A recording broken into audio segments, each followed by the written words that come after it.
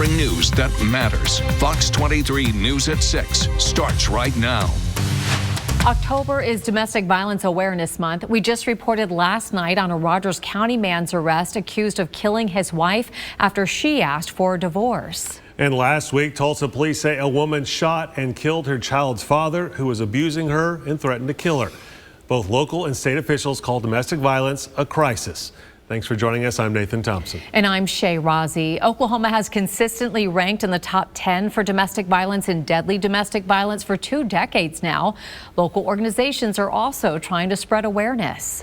Fox 23's Devin Lyon is live in studio. Devin, you talked to lawmakers and a local organization about this issue and what is being done. The collaborative effort is better than it's ever been, but domestic violence in Oklahoma is worse than it's ever been. Those I spoke to say the solution is not only legislation, but action. I'll warn you, these topics can be triggering for some people, and some of what you will hear could be too extreme for some viewers.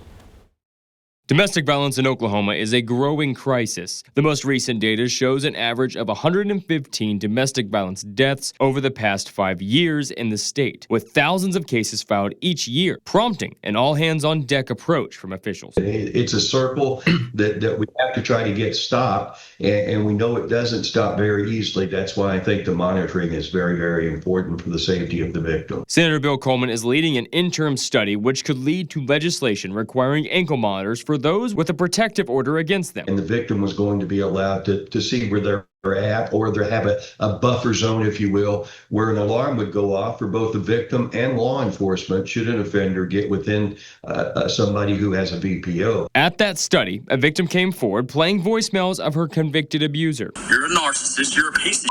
You have turned me into somebody I'm not. So I'm telling you, do not even look at me. If I even catch you looking at me, I'm going to turn your eyes the other way. She said it best. She said, until you've lived it, you don't know it.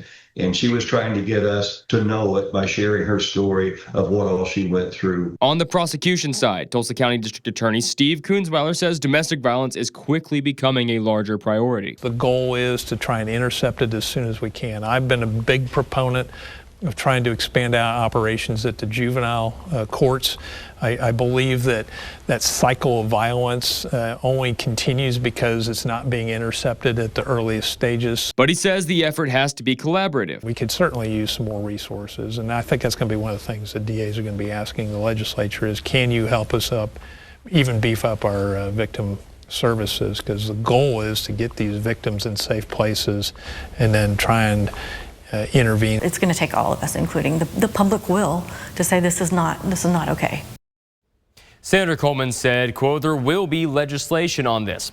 There has been success in the past few years moving legislation like this one forward. In the meantime, there are resources available for survivors and current victims, both adults and children, at places like Divis. I'll be sure to have those included on this story on fox23.com.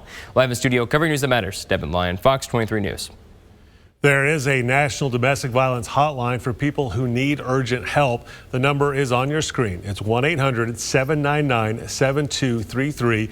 You can also remember it as 1-800-799-SAFE.